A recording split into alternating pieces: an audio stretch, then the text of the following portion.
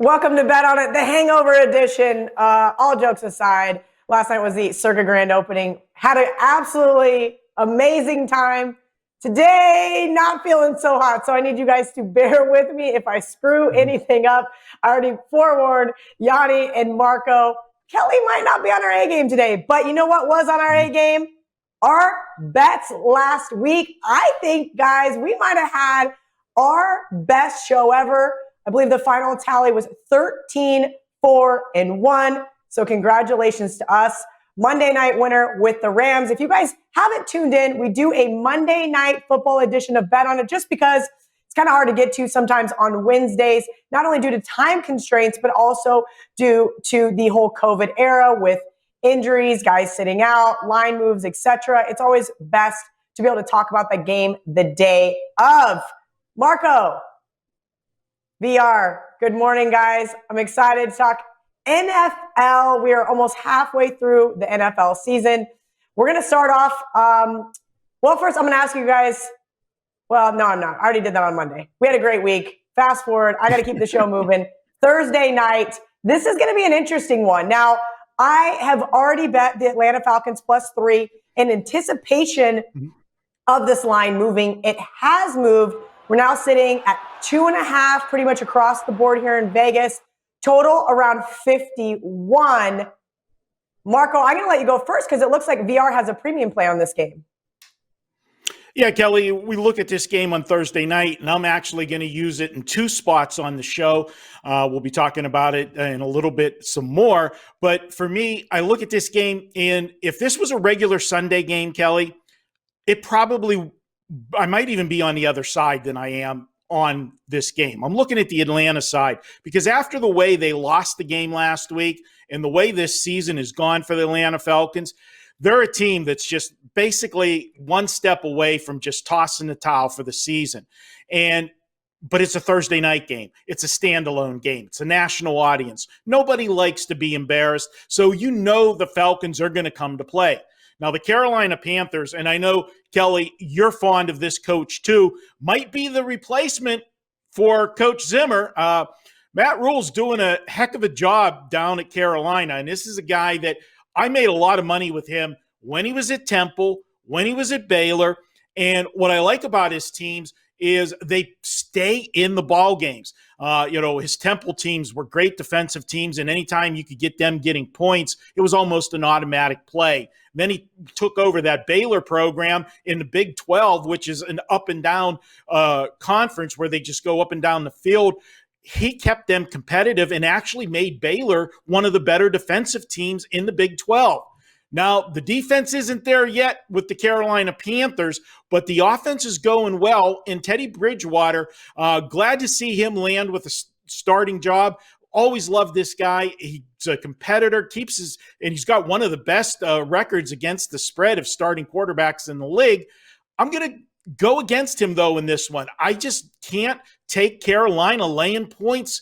Kelly, they were only a favorite one other time. And I said the same thing on the show that week. This is a team that's just learning how to win now. Now you're asking them to win and cover spreads. We went with Chicago against them. I'm going to do the same here with Atlanta. The only difference between the Chicago game and this one is we were getting a team that could play defense, getting points. We're playing a team that can't play defense, getting points. So I do have Atlanta here, but I'm going to take a little insurance policy when we get to another segment and go with where I feel the real play is in this game. All right, VR, do you want to tell everybody, you do have a premium play on this as well. I'm sorry, you're going to be giving this out as your best bet on the show, so we'll get to that one at the end. I'm going to skip to the Sunday night game. Boy, oh boy, could this have been an awesome game. Not so much now.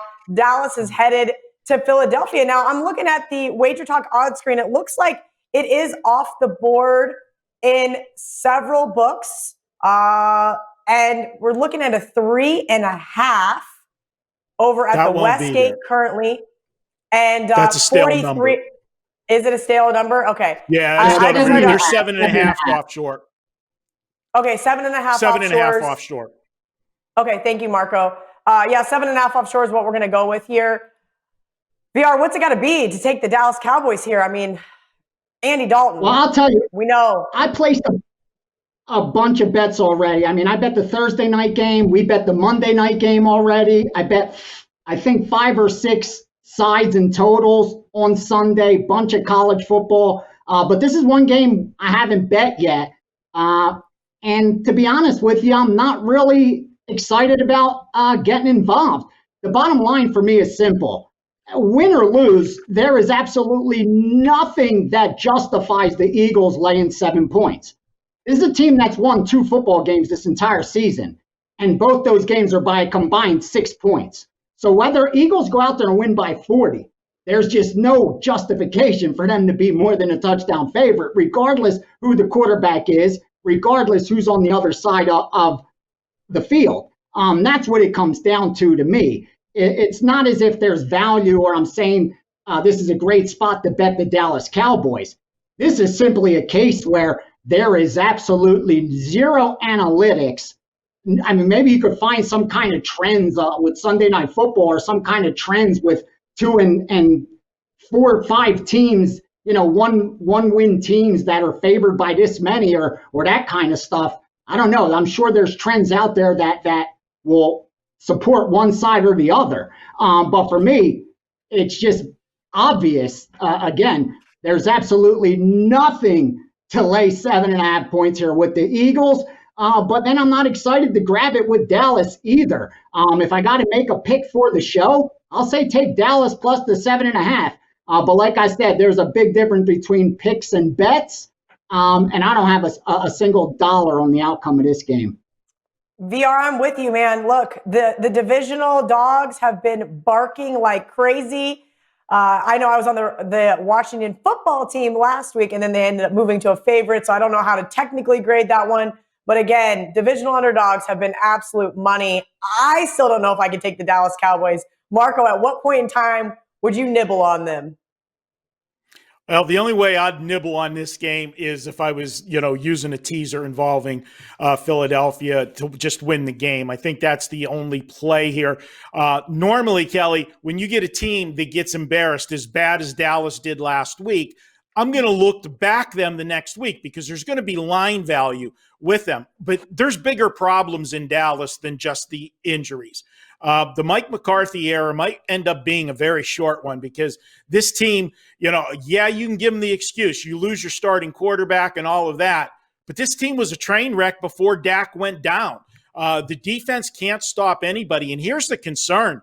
The last 2 weeks, Arizona and Washington, not exactly offensive juggernauts on the ground. Washington ran for 261 yards and Washington ran for 208 yards. When you can dominate a team just putting the ball right down their throat, that's scary to want to back that team. That's a sign of a team that might have tossed the towel. Now, if this wasn't the Sunday night game and being the division game and being the division is so bad that Dallas is still alive in it, then, I definitely would go against Dallas and not feel bad about it. But they're 5. But I just can't back this defense. And for me, I think Philly wins by double digits, 10 or 11 points. But I can't lay the 7.5 with them. But come Sunday, I'm sure I'm going to have a couple teasers that'll have, be live to the Sunday night game with Philly just to win the game at, using the 6-point teaser, you get it down to 1.5. And basically, if Philly can't beat this injured, riddled dumpster fire of a team, Dallas, then they should just mail it in. Good point, Marco. I like the teaser idea. All right, guys, we're going to step out for a quick break, but when we return, we're going to go inside the numbers with a look at headlines from the Westgate. Every Monday at wagertalk.com, all plays are just $9. This even includes top-rated 5% plays, which normally sell for $40. There's no better day to get winning picks than $9 Mondays at wagertalk.com and our sister site, sportsmemo.com. All right, it's time for one of my favorite segments, the Inside the Westgate look at headlines. Look, these are numbers that are put out so that the bookmakers can kind of see where the sharp guys are leaning at. I had Las Vegas Chris, one of our Wager Talk handicappers, tweet me the other day. I hate these numbers. These are not great because it's just the way the for the bookmakers to get some sort of advantage. And I'm like, I love these numbers because they give me some real insight into what the line should possibly be and if there's any overreactions. So that's what I'm looking for today. VR, I'm going to start with you. Tennessee at Cincinnati. Tennessee opened a 3.5-point favorite. Now they are up to 6. Sorry about that. 6 offshore, 5.5 here in Vegas. Your thoughts on the Tennessee Titans?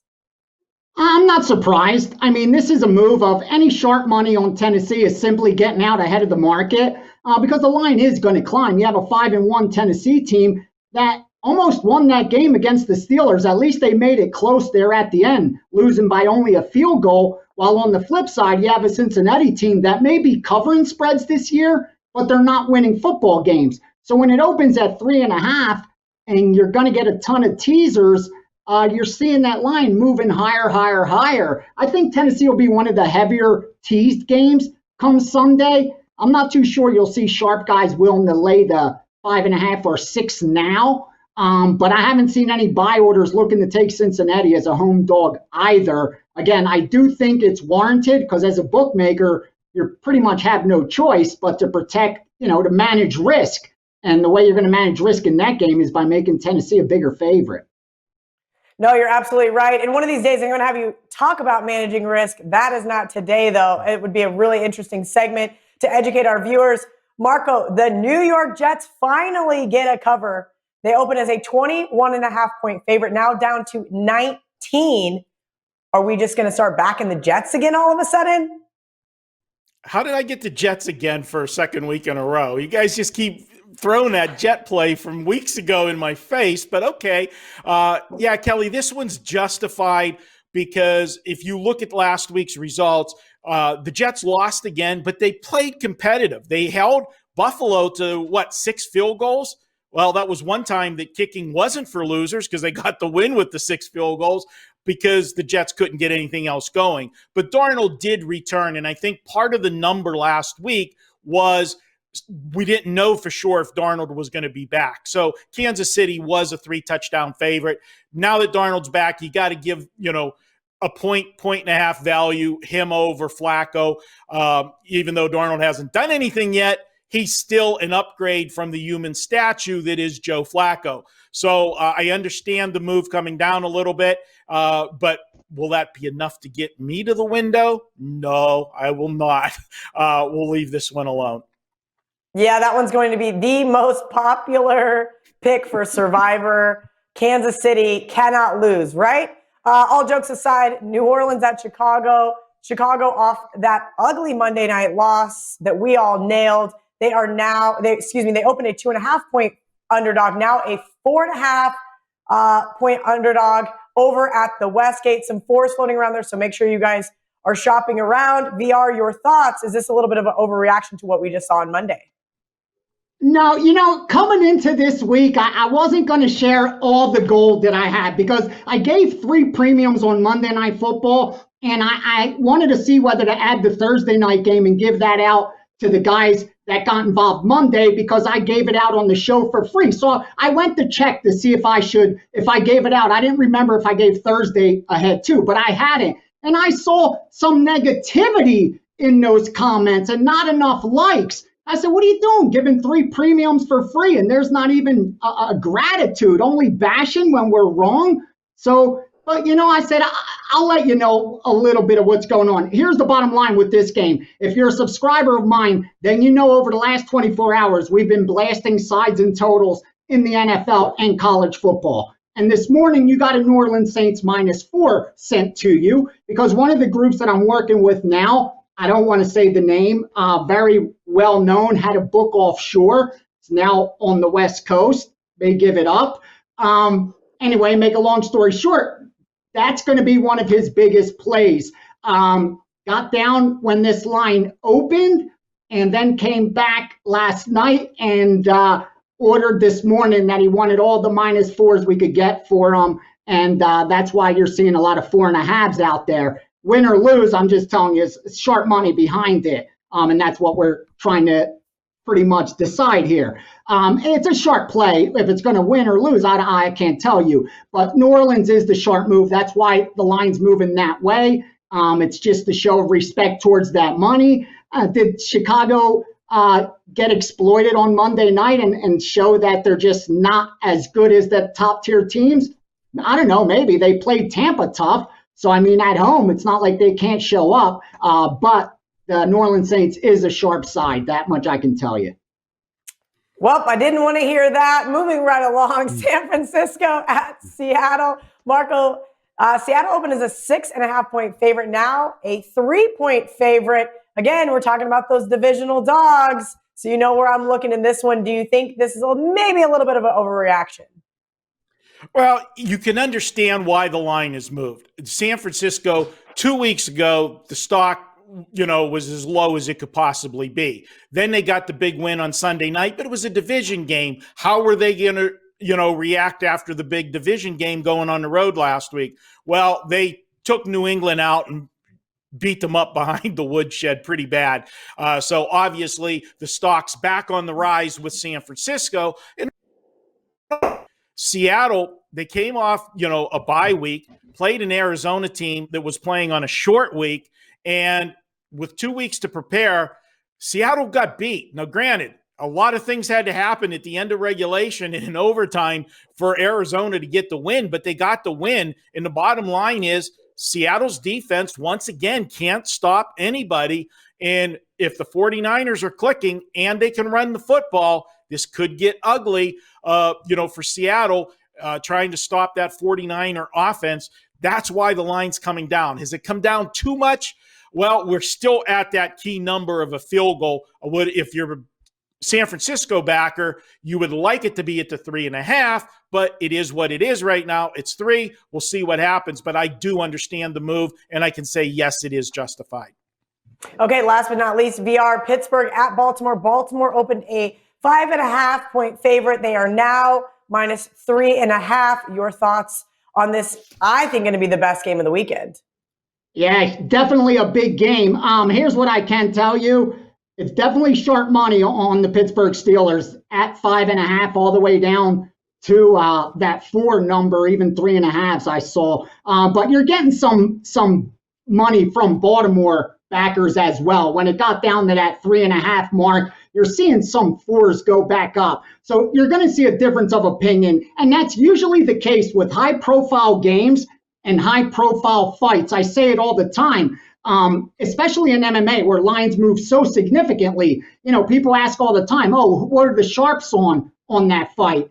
And more times than not, if it's a major marquee fight, my answer is they're on both sides, but at very different numbers. And I think that's what you're going to get here, where you have just a difference of opinion based on power ratings. Guys I work with are really, really high on the Pittsburgh Steelers. Guys that I share information with, their group is really, really high on Baltimore. So that's where you're seeing the conflict in this game. And as a bookmaker, that's the best case scenario, because you could sit back and just get 11-10 with minimal risk. As long as the game doesn't land 4 or 5, you clean up. That's their small risk in this game. Otherwise, again, this is the kind of game you just want to book. All right, Marco, I want you to get to your teaser, but we'll call you my Pittsburgh specialist. What is your thoughts on that line move? Well, Kelly, your buddy John Murray, when I saw the lines come out for the look-aheads and I saw 5.5, I said, what are these guys smoking over at the Westgate? That line was way too high for the 5.5. With the history of the Pittsburgh Steelers in Baltimore, this is the black and blue division of the AFC, and these two teams, when both starting quarterbacks, and that's the key thing, when both starting quarterbacks have been in there, there's been more games decided by 4 points or less in recent memory with these teams than not. Now, last year, Pittsburgh didn't have Ben Roethlisberger, so throw those out. But there was no way this line was going to be 5.5. And then after Pittsburgh went on the road and beat the other undefeated team in Tennessee last week, there's only one way the stock could have went, and it's heading down. So whether it's sharp or not, it's what it's supposed to be. The line was never supposed to be 5.5. Well, I hope you're right, Marco. I'm feeling really good about my season win total over for the Pittsburgh Steelers, as well as my Steelers to win the AFC North, as well as my Steelers bet to win the Super Bowl. So far I'm sitting here pretty fat and happy. I may end up staying off this game. But like VR said, you got to take the respected money there on the Steelers for what it's worth. Marco, I'm going to go to you first here in our teaser segment. Lots of interesting lines here. Now, I told you guys on Monday that I was going to use the Rams in a teaser with some other games. Now we've seen some line moves. So really curious to see who you guys are going with here, because I'm only seeing a couple of teams that really make a lot of sense.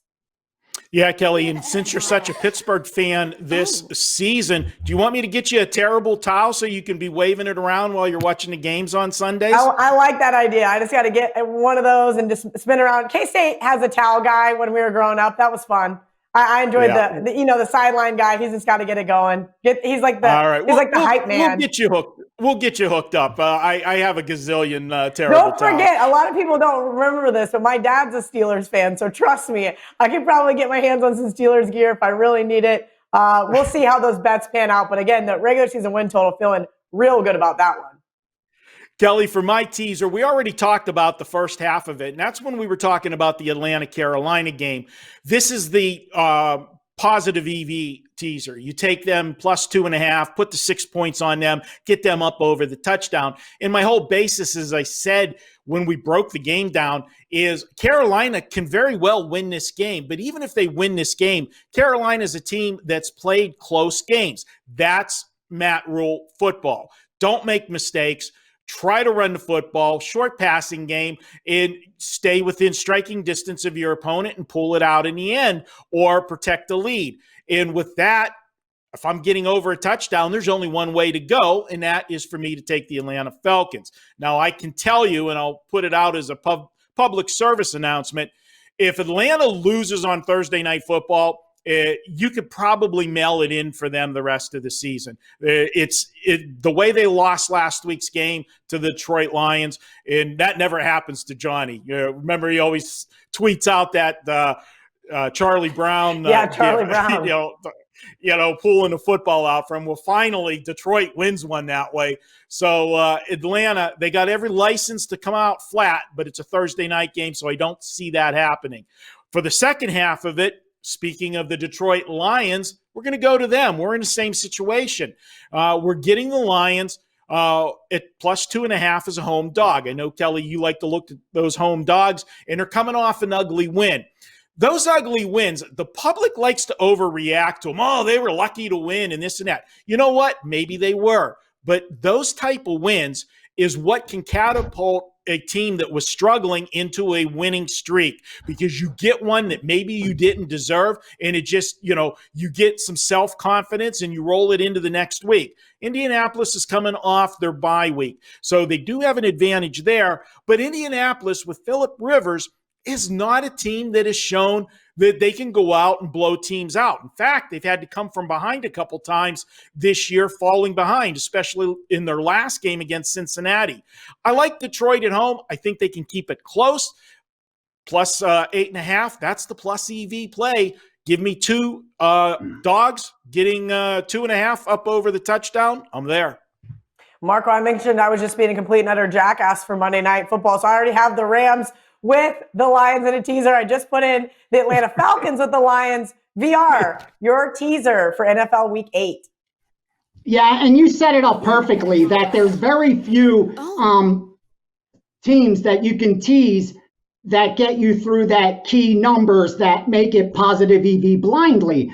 And the only reason to use a teaser is for that purpose or to get more money down. Kind of like parlays. I say it all the time. When college basketball rolls around, many of the nights we're putting in round robins. These are betting syndicates that are tying up 8 teams in 2-team parlays, putting in 28 2-team parlays in a round robin on a college basketball night as a means to get more money down because those totals move so quickly and the limits are so low.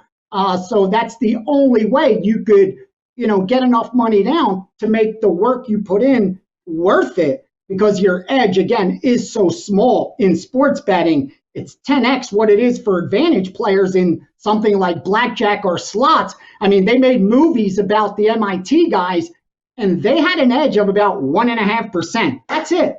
Barely 2% edge is what they had. Nothing more than that. That's not too great. And it tells you they were able to do that, and it was, that historic. So the teams that popped out to me was Atlanta, because it's 2.5. You get them up through that 3, through that 7, which is obvious. I don't like the fact that the total's now moving up. The teaser had more value when the steam was on the under, from 51 down to 49. I have been able to confirm the over is sharp. It's not square. Doesn't mean it's going to win, but it is sharp. So that doesn't offer as much value on a teaser. A lot of points, not good for teasers. And then I'm going to go with Green Bay, because they're a team at home. You get them down to where they just have to win the game, and the total's coming down, and I've been able to confirm that under is also a sharp side. So lower scoring game, home team only have to win straight up. Again, I haven't bet this teaser, so I'm just telling you, if I had to bet a teaser right now that I thought has the best probability of cashing, that would be it. Atlanta, Green Bay. Yeah, I'm with you there. Green Bay down to 0.5, Green Bay down to -1, depending on where you shop. I am on board. Let's cash these teaser tickets, you guys. We're going to take a quick break, but when we return, is there a trap game? Maybe Marco's got the deli back open, and we know VR is coming in hot with that Steam Game of the Week.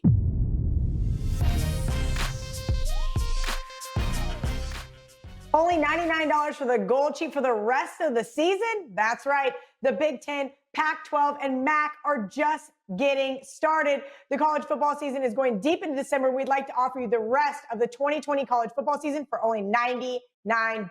That's right. You get expert analysis, power ratings, stats, and more for both college football and NFL.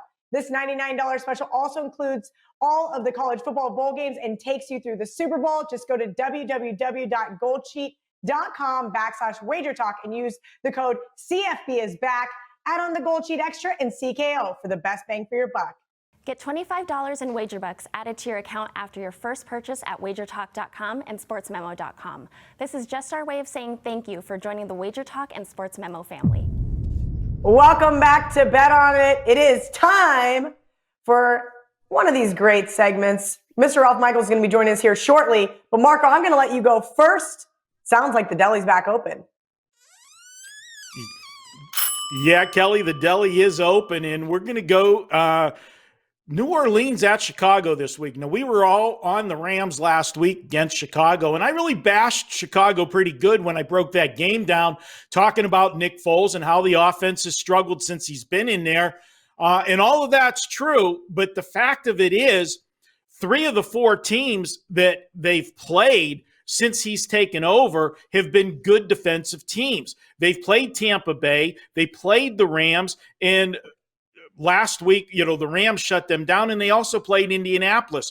3 good defensive teams. Well, what do we have this week?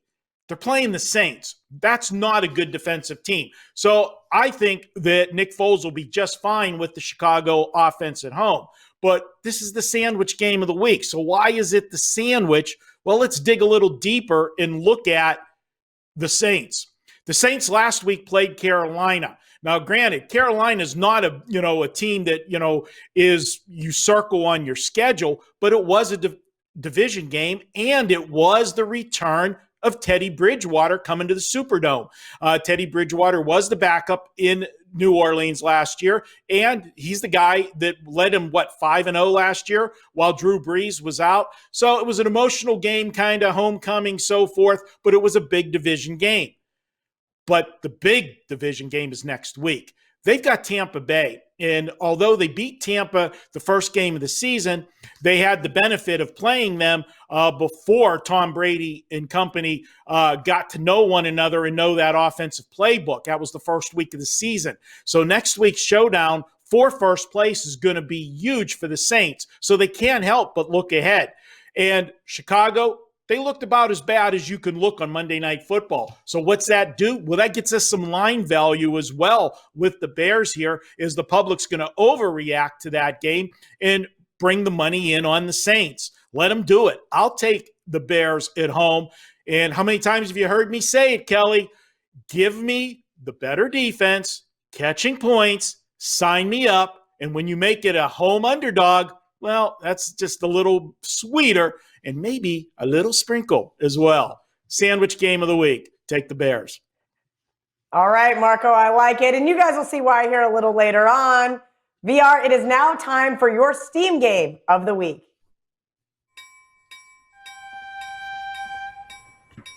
All right, I'm going to go ahead and take a nice little underdog here, and that's the Las Vegas Raiders.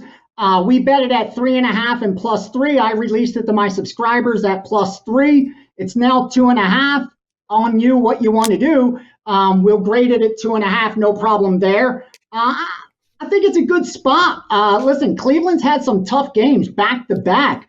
They played Pittsburgh, got blown out, and then had to come back and score with less than a minute left to beat Cincinnati. And now they finally return home after a tough October where they played 3 or 4 games on the road.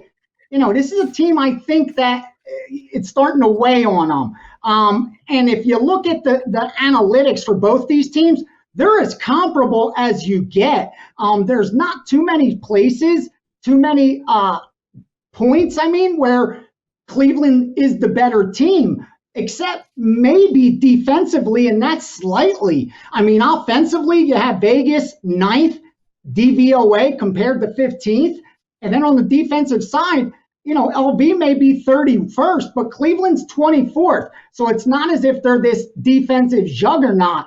And you couple that with Carr having a great season, 13 touchdowns, only 2 interceptions, compared to Mayfield, who's still turning the ball over, almost a 2-to-1 touchdown interception ratio, 15 touchdowns, 7 interceptions. He's going to have to cut that down a little bit. I like the Raiders in this spot. And the fact short money's betting this game under, closer game, getting points. I like the Raiders. This is no reason they can't win this game outright. So getting the 3 was a gift. Give me the Raiders as the Steam play of the week. Before we get to Ralph, I had a quick question here. So I'm looking a lot of 2.5s. Do you think the Raiders are maybe a better spot here in a teasers type situation? Because for me, this Raiders team has just had my number. I cannot seem to pick them to save my life. Yeah, especially if you're going to get the 2.5. The 2.5. I see 2.5s -20, so the discounted half point there. Or those that are at -20 or 25, you'll see some go back to 3. I think Cleveland's going to get plenty of support from the betting public come Sunday. That was sharp money on the Raiders that got down early. So I think if the 2.5's the problem and you want 3, I think if you wait, there's a better chance you get 3 than this one going down to a pick'em, let's say. Otherwise, I think a teaser makes sense, especially when you couple it with sharp money coming in on the under. Lower scoring game, points matter more. You're now getting them at +8.5. There's a lot worse bets on the board than that. Yeah, I think it makes a ton of sense, and I probably would have used them on my teaser if I didn't have them as the Steam play. Okay, perfect. All right, guys, it is now time to bring in the stat daddy himself, Mr. Ralph Michaels. And now time for my favorite guy, Mr. Ralph Michaels. Ralph, how the hell are you? Doing great, Kel. Did you have a good time at the Circa opener last night? If you can't tell, I still have my Circa hair from last night. Good deal. It was one of those moments of, at about 2:30 in the morning, I said, oh my God, I have bet on it in 6 hours, 7 hours. I better get home and try to get some beauty sleep. That didn't really happen. But all jokes aside, I'm feeling a lot better finally now that it's the afternoon. Well, you know what they say, if you never stop drinking, you can't get a hangover. Well, that's right. Actually a really interesting trend, but I don't think our producers would like me with a cocktail in hand on Wednesday morning to start the show. Well, let's just go over this season, what's happened real quick. We talked about how much the home favorite is, matters with the home field edge, and I'm going to bring it up every week. Home favorites year to date in 2020 in the NFL, 45.3%. Home dogs, 43.2%, Kel, and I know that's something you usually like are those home dogs. So this year, they are down quite a bit at 43%. So blindly betting the away team. Yep, go ahead. Yeah, can I ask you a question there regarding that then? So would you say that is because there is no home field advantage with either very minimal fans or no fans? Do we have actually any data points to reflect that? I think the home field edge has made a difference where, we've seen some situations where I think no fans are actually a negative for the home team because those teams rally around crowd support. And if you're the underdog, you make that big play, the crowd supporting you. So yeah, absolutely. I know your best bet, Kel, is Penn State, but that concerns the hell out of me. Penn State for a whiteout is my highest home edge in football. I think it's going to be a negative for those kids to come out with no fans there, only 2,000 friends and family in a situation that normally I give 6.5 points for. Over-unders in the NFL, last 3 weeks, 7-7, 4-10, 6-7, and 1. That's what the Tennessee game is a push. If you count the Tennessee-Pittsburgh game over, still 7-7, 4-10, and 7-7. So we've seen that line adjustment, so be cognizant of that. 3 team angles I just want to mention quickly. How teams are reacting to situations as far as over-unders are concerned. The Detroit Lions now 8-0-1 over-under their last 9 home games. The Cleveland Browns 8 straight overs as a favorite. They, of course, have Las Vegas. And the Rams are 1 over and 10 unders their last 11 games as a favorite. Their total 46 at Miami. I probably mention this one every other week. And why do I keep mentioning it? Because it is the easiest angle to look at. It has continued to hit 70% over the past few years. It's at 67% this year, and it's this simple. It is the road teams that are off a home game and their opponent allowed over 400 or more yards. That angle, the last 3 years, 79 and 33, 70.5%, almost 71% over 3 years. Those teams, Atlanta, so that means Atlanta, Vegas, the Jets, Miami, and Houston were all home last week. They're all on the road this week, and their opponents allowed over 400 yards. So Atlanta, Vegas, Jets, Miami, and Houston. And yeah, we have the ugly Jets in there, but again, the system is what it is. VR's best bet coming up is going to be on the Thursday night game. And first year brand new head coaches like Matt Rule at Carolina, the first 9 weeks of the season, Kel, when they're still learning how to get situated, 17.4% against the spread, 4 ATS wins, 19 ATS losses, and 1 push. So that is brand new first-year head coaches, the first 9 weeks of the season, playing on a Thursday on a short week with only the 5 days of rest. We talk about it. Those are just numbers to back up that situation. And lastly, I just want to dive into a situation that I talked about on Wager Talk today with Prez and Teddy. It is how teams do before their bye week. And these numbers are much stronger than after the bye. I just tweeted something. Did you know home teams after the bye, when you think they're going to be rested and healthier, are only 47% the last 10 years? But before a bye, home favorites before a bye, 31 and 19 against the spread, 62%. That's Philly and Cleveland. Home dogs before a bye, like Cincinnati, 18 and 11 against the spread. And if they're a small dog from +1 to +4, like Cincinnati is actually a few higher, but they're 14 and 3 against the spread. Away dogs, 22 and 17, 56% against the spread. And the only negative number are away favorites with a bye on deck. That would be the LA Rams. They are only 47.8%. So before a bye, if you're a home favorite, 62%. Before a bye, if you're a home dog, 62.1. If you're an away dog, 56.4.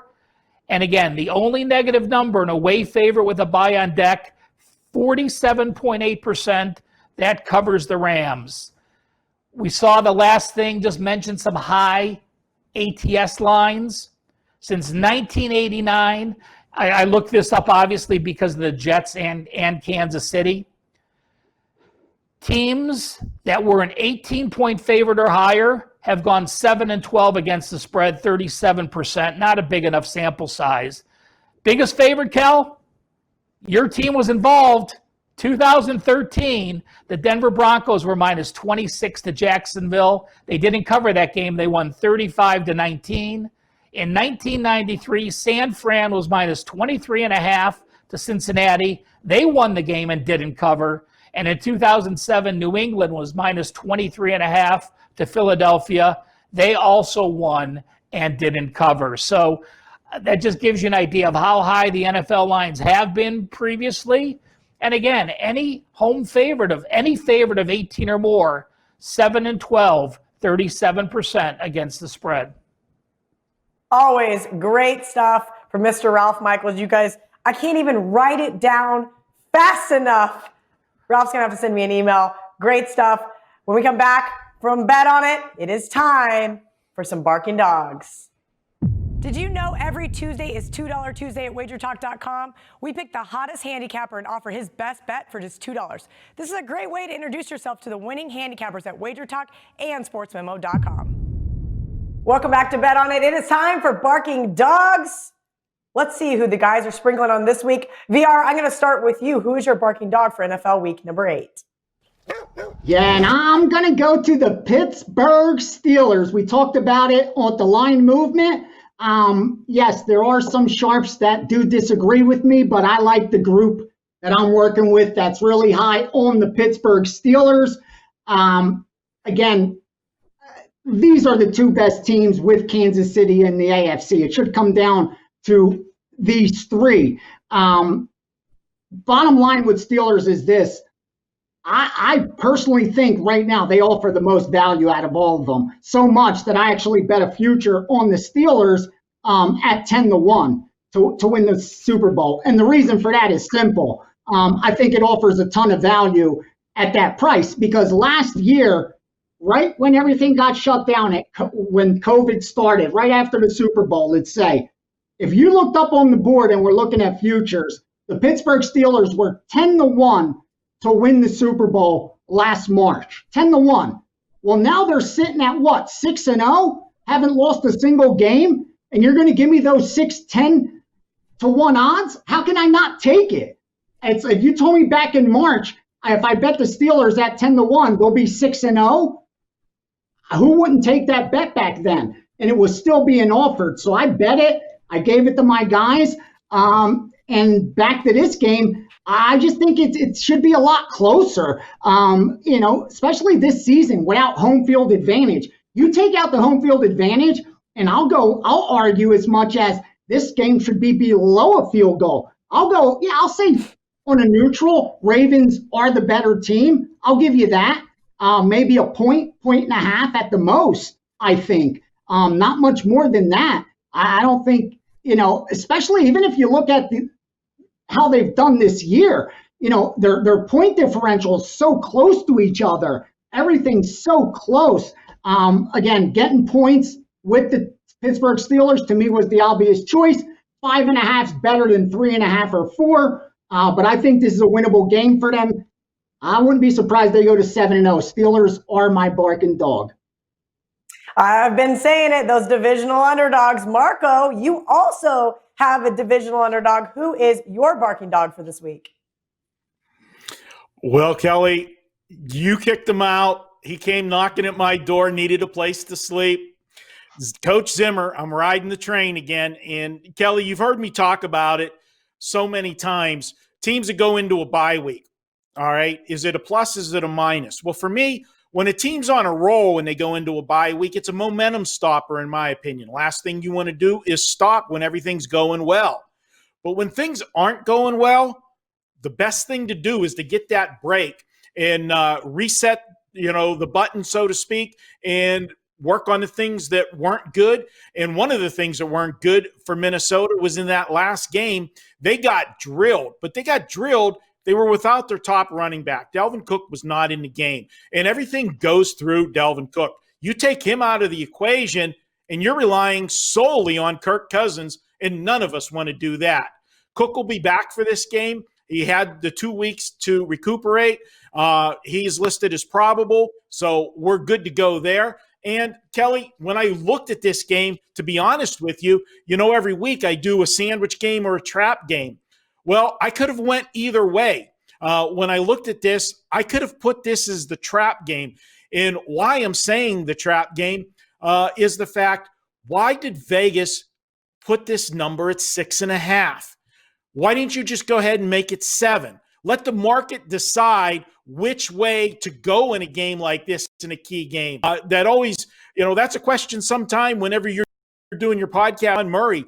Asked him, what is the thought process on a game that's 3-7, where you take a stand instead of letting the market dictate the number for you? Why not? Because if you're worried about putting up a number that the pros, advantage players are going to take advantage of, why not let them tell you what that number is instead of you edging it to 6.5? So for me, that tells me the guys are setting the numbers that are supposed to be pretty sharp. We think we're a little bit smarter than them, but they're not that bad. They're shading this, begging you to take Green Bay, in my opinion. I'm on Minnesota in this one, and I'm going to give you one more for your man, Coach Zimmer. Since he's been the coach of the Minnesota Vikings, remember, this is a second meeting. They played in week 1 or 2 of the season, I think week 2. This is a revenge game for Minnesota. When Minnesota is playing with revenge and the opponent scored 28 or more in that game, since he's been the coach at Minnesota, how about a perfect 8-0 against the spread, Kelly? I'm going with Minnesota. Cook's back. Zimmer had 2 weeks to prepare. If they're ever going to get it done, this is the week. Your biggest rival, Minnesota, with 2 weeks to prepare, or your biggest rival for Minnesota, I should say, Green Bay, and 2 weeks to prepare. You back on the Zim train? Marco, hopefully I get some cojones between now and Sunday. I took an absolute beating, not only financially, but mentally, for my only loser last week in the Houston Texans, catching 3.5 at home. How are you going to go against Aaron Rodgers off a loss? Yada, yada, yada. But again, divisional underdogs. I'm sure I'll get there.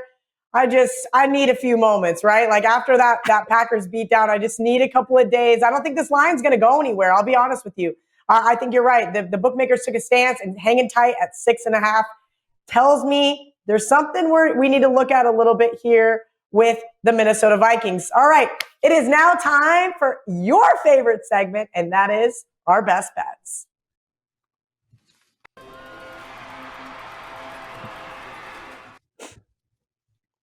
I swept the board last week, so I'm going to go first. I always go first. Let's just be honest. I just had to throw that in there. Okay, well, this is a game we've talked about a ton already on the show, and I'm glad to hear that Marco's in a line with me. I was a little nervous to hear VR said that the Sharp guys took New Orleans. This is the classic what did we see last type game. And what did we see last? That's right. Chicago get absolutely clobbered on Monday night by the Rams. This Chicago defense has so many moments of greatness, yet they just couldn't get it done because, well, Foles is basically at a 50 QBR rating, which is not much better than Mitch Trubisky. That being said, this team is back at home.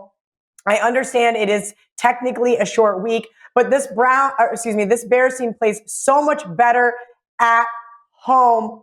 And look, the Saints, I've been betting against them basically since week 1. I know I took them week 1 as my best bet versus the Bucs. I had the Panthers last week. No Michael Thomas, no Emmanuel Sanders. Whether those guys are back or even 100%, I don't think it matters here. Khalil Mack is going to ruin Drew Brees' life on Sunday, and I cannot wait.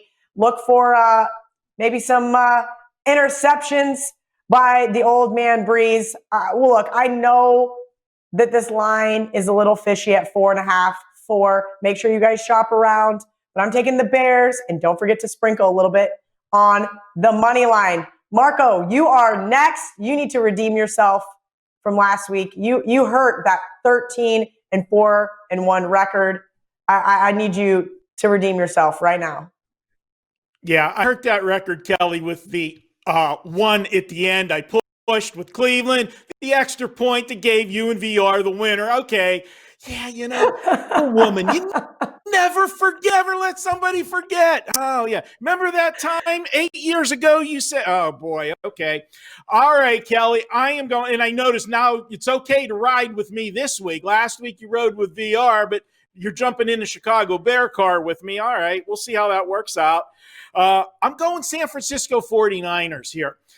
And I know a big line move in this game, and maybe we lost a bit of value with San Francisco. Would like to have the 3.5 instead of the 3, but it is what it is. And I'm going to go ahead and take San Francisco here. This is a team on the rise. They've had a ton of injuries. They were the team that was in the Super Bowl last year.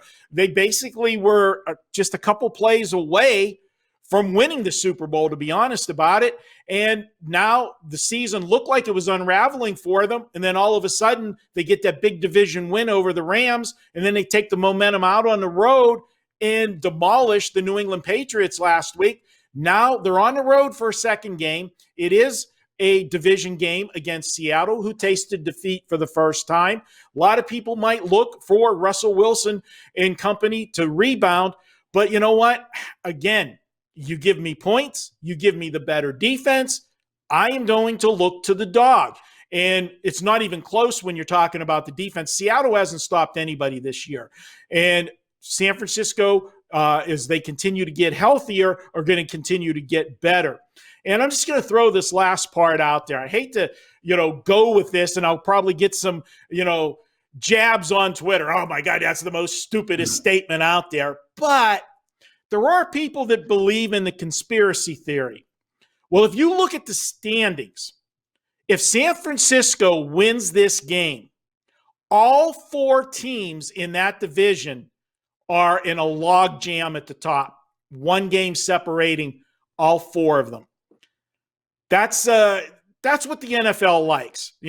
We used to make fun of it, parody, but that's what they like. And it's not like it's parody as in the NFC East, where they're all log jammed with losing records. This would be a good log jam, as they all have solid winning records. I like San Francisco. Let's have that log jam. Sprinkle time. I like it, Marco. We are in alignment there as well. Let's see if VR and I are in alignment. I love it when I agree with you guys. VR, who is your best bet for this week in the NFL? All right, I'm going to go to the Thursday night game because I'd already bet that by the time we did the Monday night show. And smash that like button. You'll get more gold. Lot to share. Yeah, I like Atlanta in this spot. I gave them out at +3. They're down to 2.5 now. Again, it's on you whether you want to piggyback or not. We could grade it at 2.5. Bottom line, I think the wrong team's favored. I'll be that blunt with it. I see no reason other than home field that Carolina's a better team.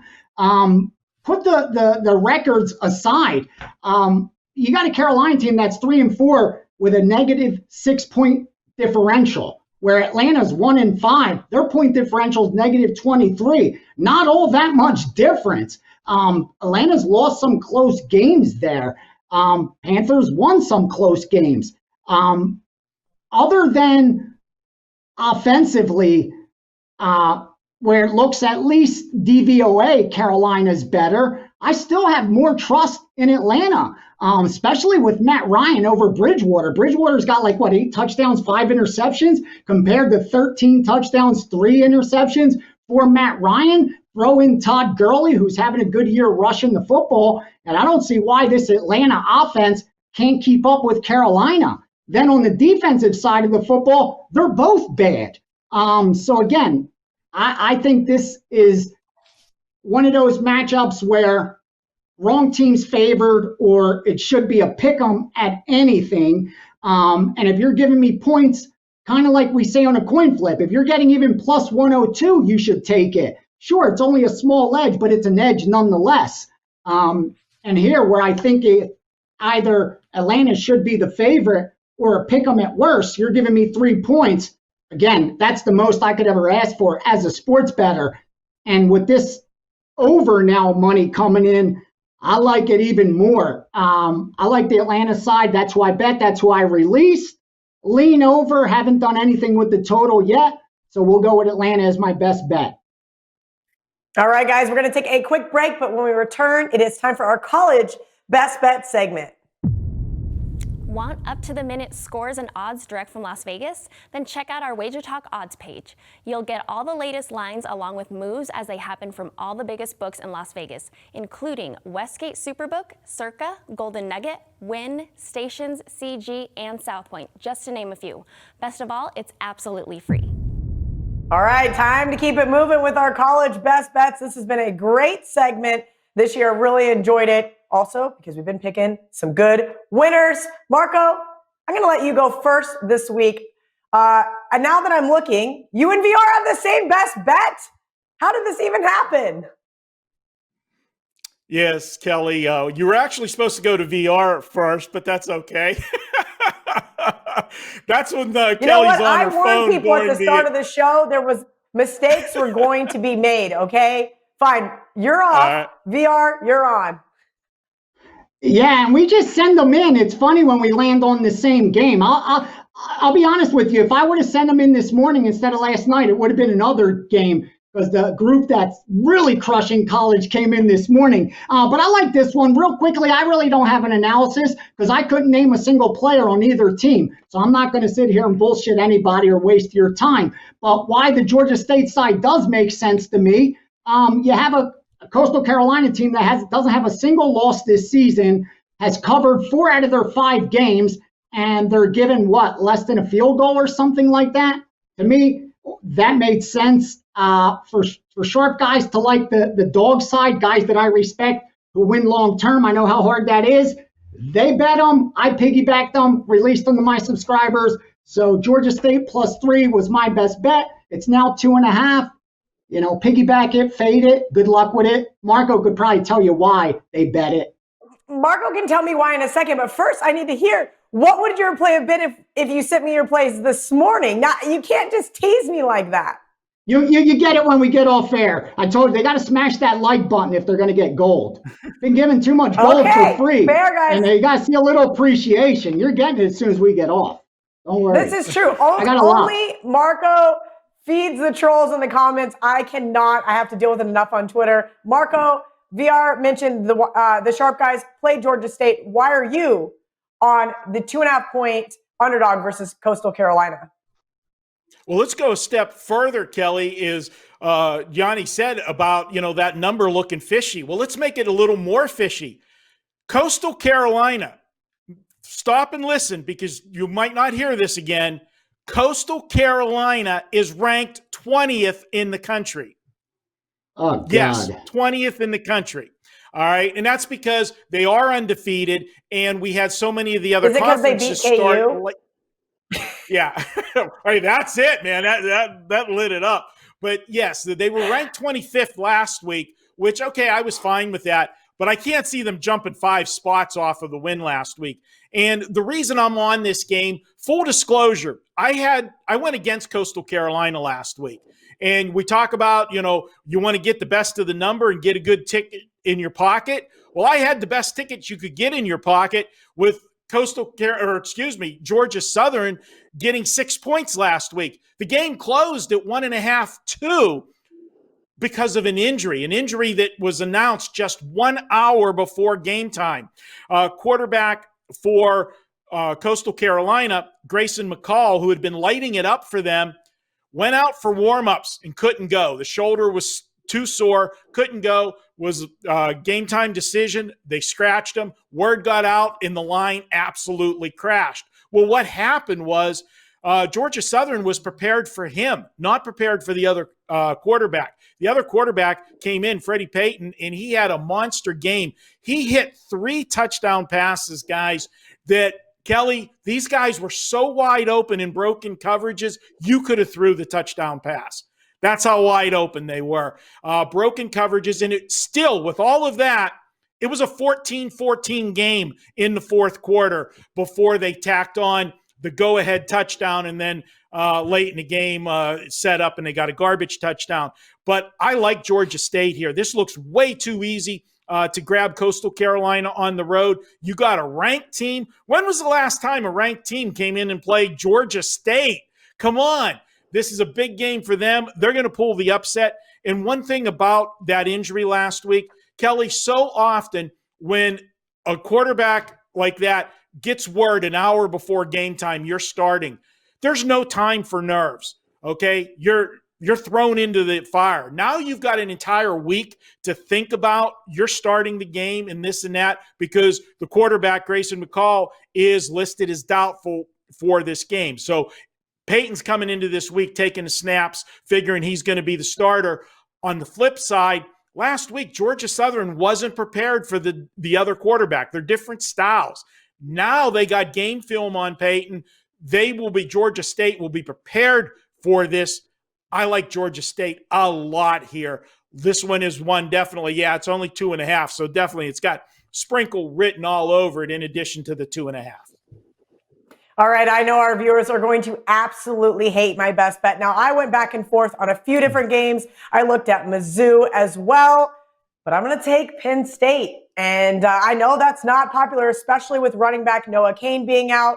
I do not think college running backs, college quarterbacks, college wide receivers are that much to the line. I had this argument last week on Twitter. Stop overvaluing 20-year-old kids. The kid right behind them can step up and fill right in. It happens all the time in the NFL. It can definitely happen in college as well. Look, Ohio State could not have looked better against Nebraska last week. It was week 1 of Big Ten football coming back, and their entire stock just skyrocketed. Everybody can't wait to bet Ohio State to win the national championship. Everybody can't wait to bet Ohio State this week. This one opened at 8 at Circa. It is now 12. I think we might see some 12s and a halves. It might even get to 13. We'll see. I'm going to lock it in now at 12. I think Penn State in their non-existent wideout at home, bouncing back off that heartbreaking loss to Indiana. I was on Indiana last week, catching points. I sprinkled a little bit on the money line. I know I should not have cashed that Indiana money line ticket. Penn State should have squeaked out that W. Coach Franklin, let's be honest, you shouldn't have had the touchdown scored there. All things aside, that's how you lost that game. There's going to be a massive overreaction. Again, too many points here. I'm not saying rush to the window and bet Penn State on the money line. I'm just saying the love for Ohio State in less than 6 days' time has been absolutely insurmountable. I'm going to take the Nittany Lions plus the points. Guys, we're going to step out for our last commercial break. When we return, we're going to recap everyone's plays. Have you checked out Wager Talk today? It's Sports Center for gamblers. Watch Teddy Covers and the Prez along with expert guests, a bookmaker, and Ralph Michaels as they break down the games for that day. The show airs Monday through Friday from noon to 1 p.m. Eastern Standard Time. This show will give you betting insights for all the key games that day and advanced looks at key weekend games in every major sport. Wager Talk today will tell you how to bet the games, where the money is going, and who the wise guys are playing. Teddy and the Prez are a must-watch as their chemistry or lack of is entertaining as hell. So if you want to laugh, have fun, and make money, check out Wager Talk today, weekdays from noon to 1 p.m. Eastern Standard Time. Appreciate you guys hanging out with us tonight, this afternoon. I guess it depends on which coast you guys are on by the time this hits YouTube. I'm going to recap everyone's plays for this week. We're going to start off with the Thursday night primetime game. Both guys agree with Atlanta. Sunday night, Marco says Philly's probably a teaser type play. He doesn't love anything. VR said the exact opposite with Dallas. Look, this is too many points, but can you really bet Dallas?